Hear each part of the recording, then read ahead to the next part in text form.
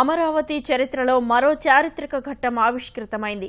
శాసనసభ మండలి కొలువయ్యే భవనం ముఖ్యమంత్రి చంద్రబాబు చేతుల మీదుగా ప్రారంభమైంది.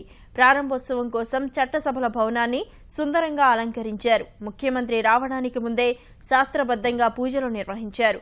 వేద మంత్రాలు, మంగళ వాద్యాల నడుమ సరిగ్గా ఉదయం 11:25 శుభముహూర్తాన ముఖ్యమంత్రి చంద్రబాబు మీటనొక్కి అసెంబ్లీ భవనాన్ని ప్రారంభించారు.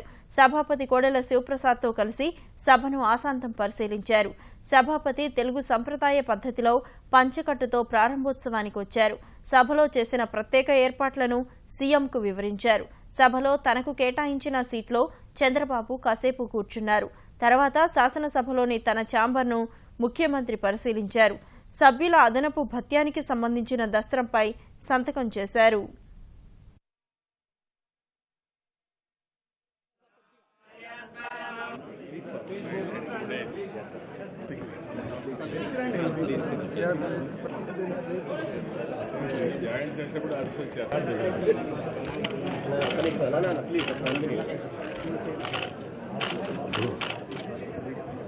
కొంచెం కెమెరా చూడకండి.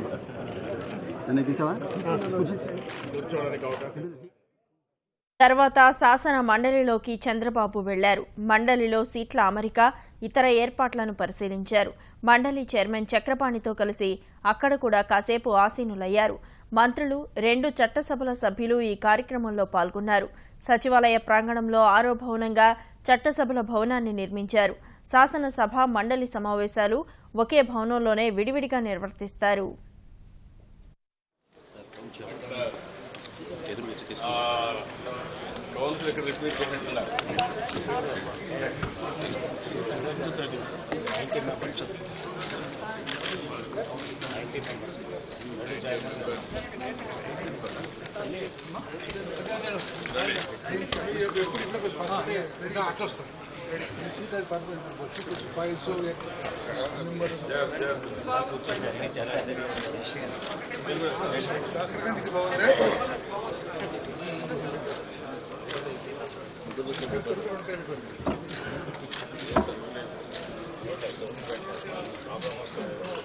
ఈ ఒక సీట్ పెట్టేట్టున్నారు.